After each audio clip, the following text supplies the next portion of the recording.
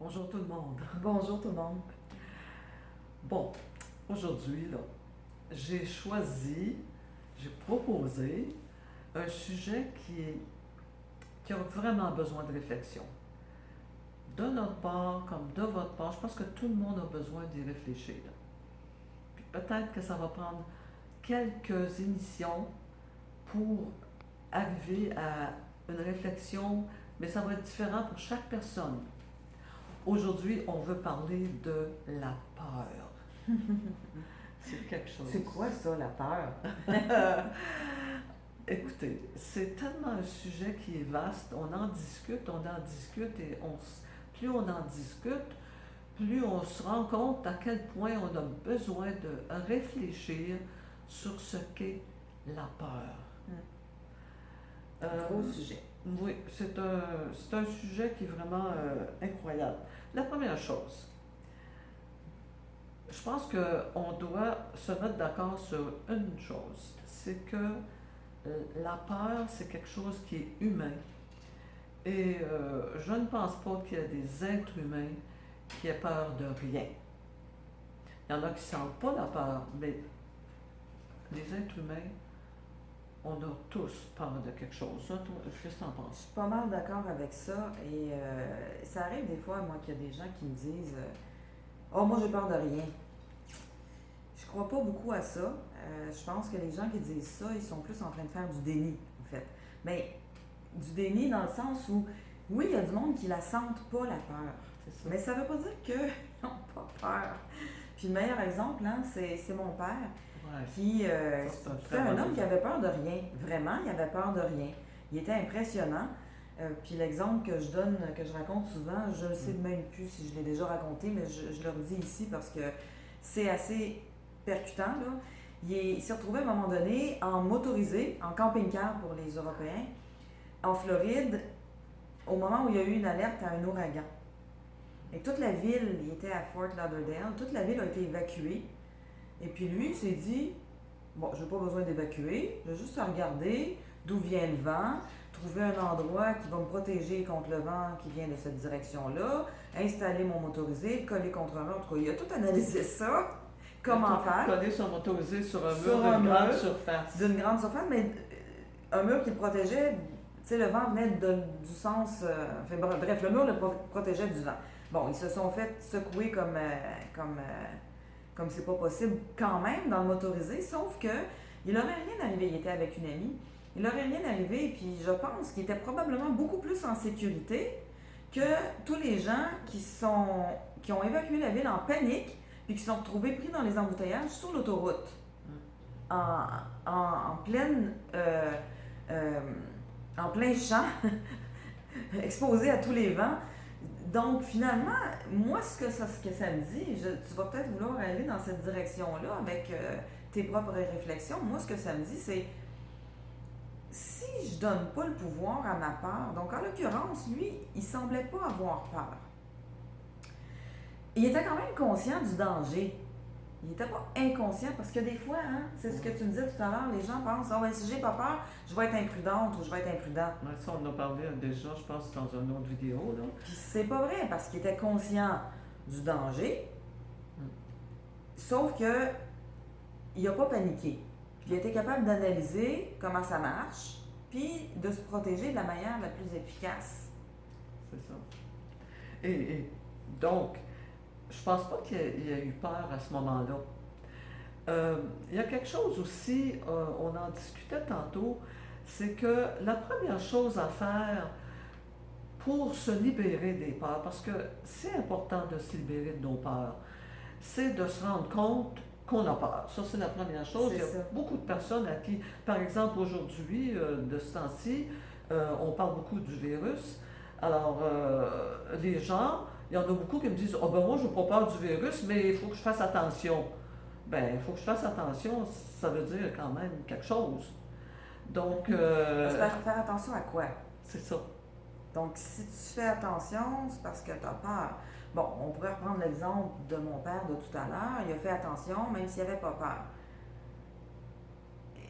Et là, là, je pense qu'on va arriver à une autre chose dont on réfléchissait tout à l'heure en préparant notre vidéo, c'est la peur n'égale pas le danger. Il y a des fois, il y a du danger, puis tu n'as pas peur. Puis il y a des fois, il n'y a aucun danger, puis tu as peur. Hein? C'est ça. Puis l'exemple, moi, qui me vient souvent, que je donne souvent pour illustrer ça, puis qui est flagrant, tout le monde le connaît, il y a beaucoup plus de danger réel de mourir dans un accident d'auto que dans un accident d'avion. Pourtant, il y a beaucoup, beaucoup, beaucoup plus de gens qui ont peur de l'avion que peur de l'auto. C'est bien la preuve que c'est pas une équivalence, ça. C'est ça. J'ai l'air de vouloir tenir à parler du virus, mais je vais revenir au virus. Parce qu'il est tellement présent dans le moment. Il y en a qui ont peur du virus, il y en a qui ont peur des autorités, il y en a qui ont peur d'être rejetés s'ils ne font pas ce que l'autorité demande, soit porter un masque. Il y en a qui sont hypochondriaques, qui ont une terrible peur de la maladie.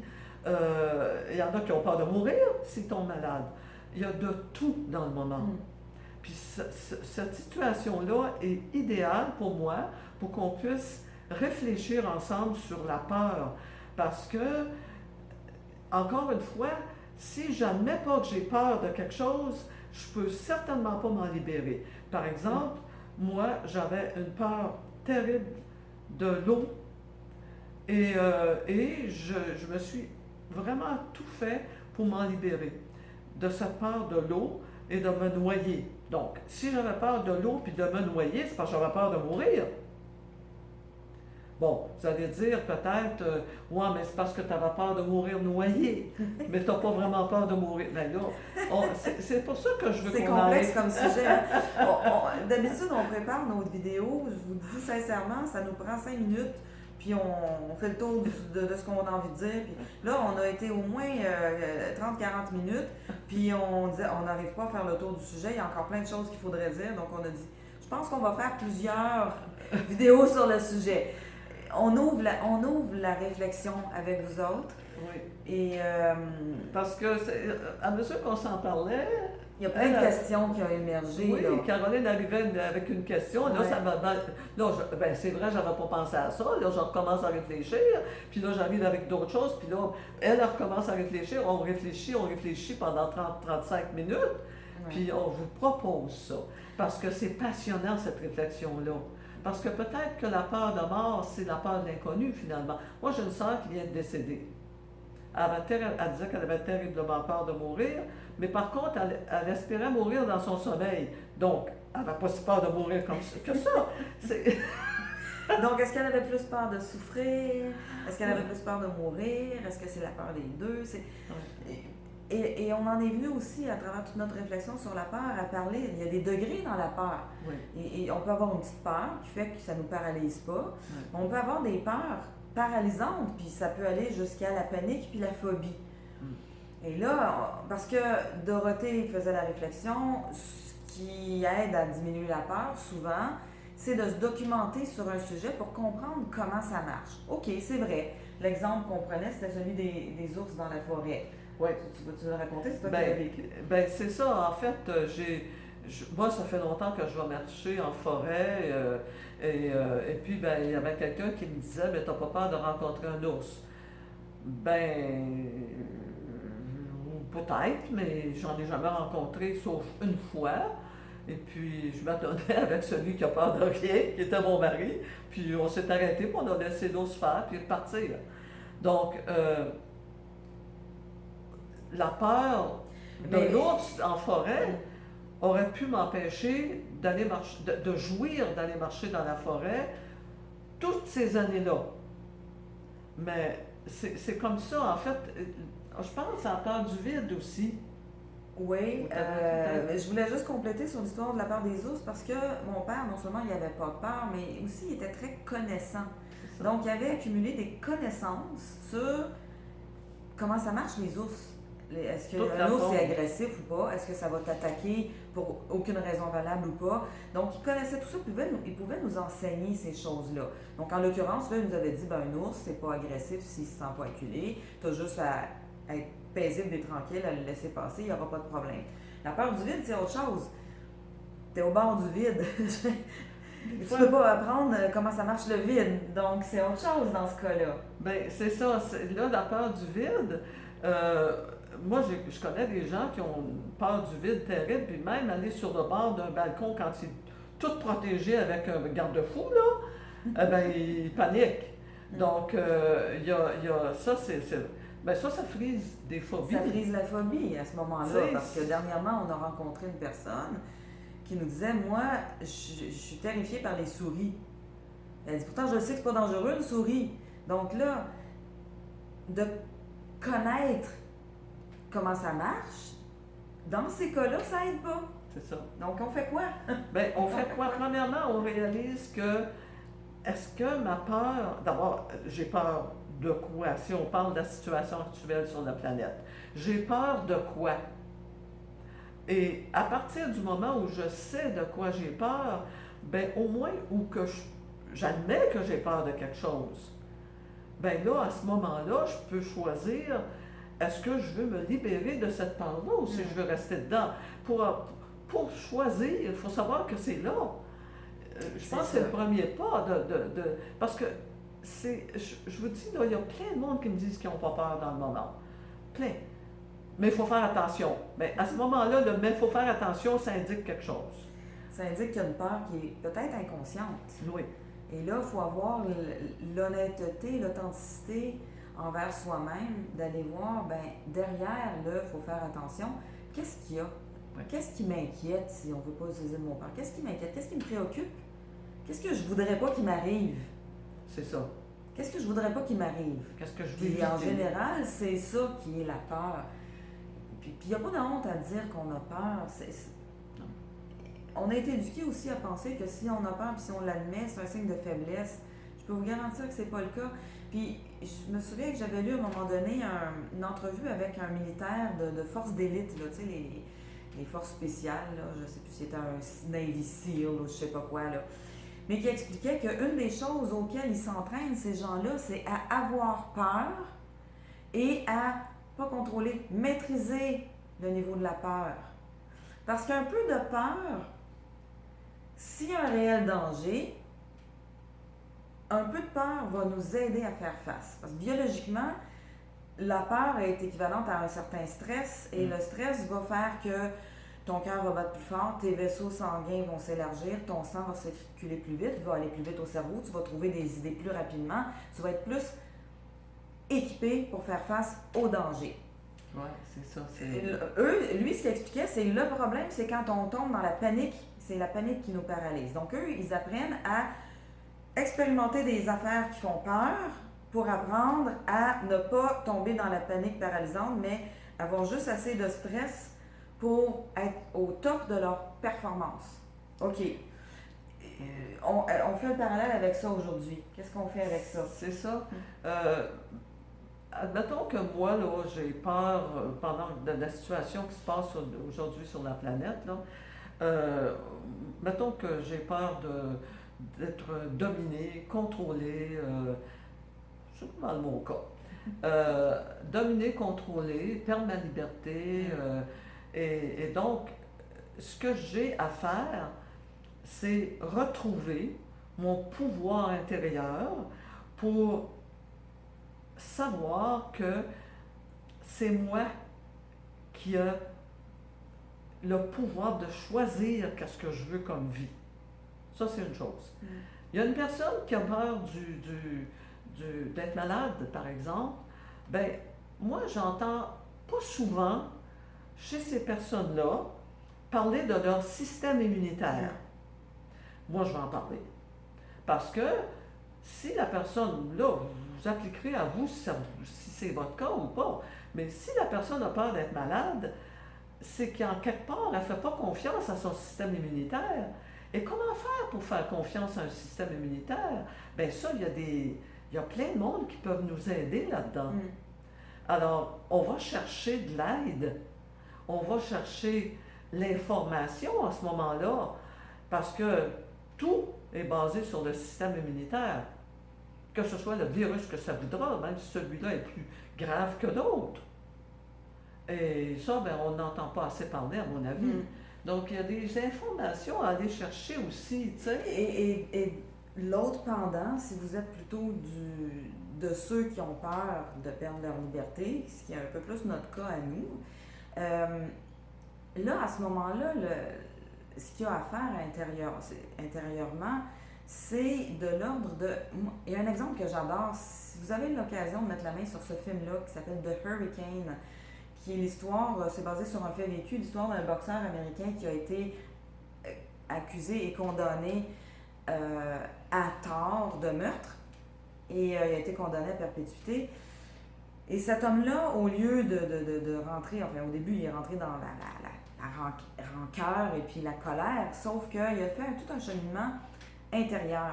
Il s'est mis à lire des livres de Krishnamurti, entre autres, puis des gens comme ça. Et ce qu'il a décidé, il a décidé que lui, il serait libre intérieurement. Il a décidé de cultiver sa liberté intérieure pour que, qu'il soit en prison ou pas, ça n'ait plus d'impact sur lui. Et c'est un peu ça qu'on a à faire en ce moment.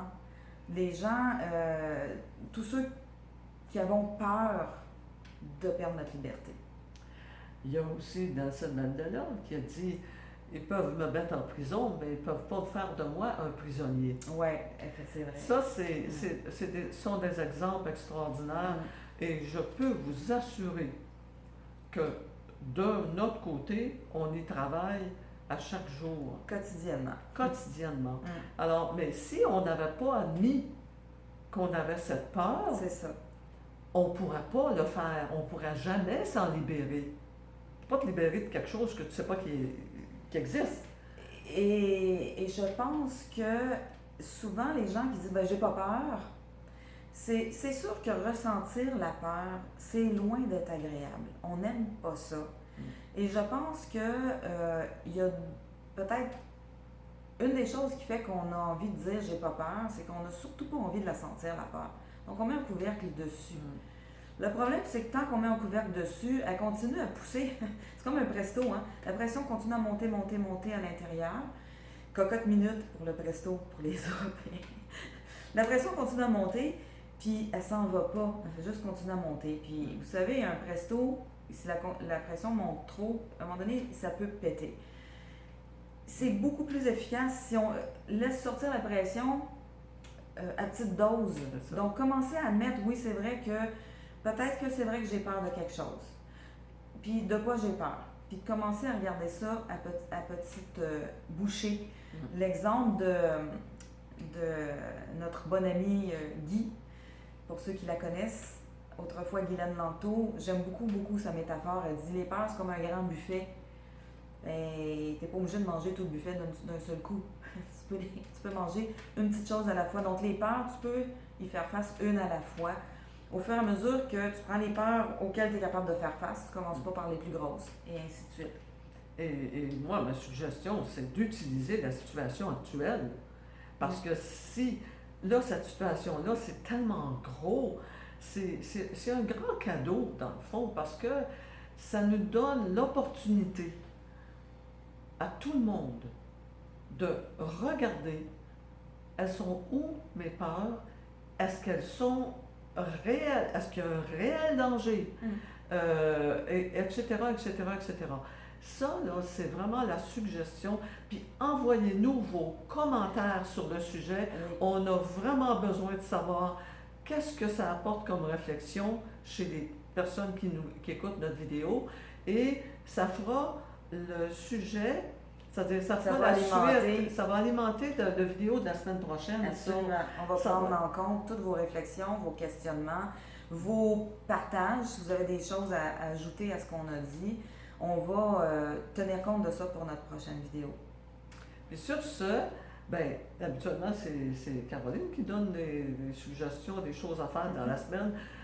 Travailler, c'est-à-dire pas travailler, c'est trop difficile, mais regardez chaque personne, elles sont où vos peurs par rapport à la situation planétaire actuelle. C'est intéressant à regarder. Bien, sur ce, on va vous souhaiter une belle semaine. Passez une belle semaine. Puis à la semaine prochaine. Voilà.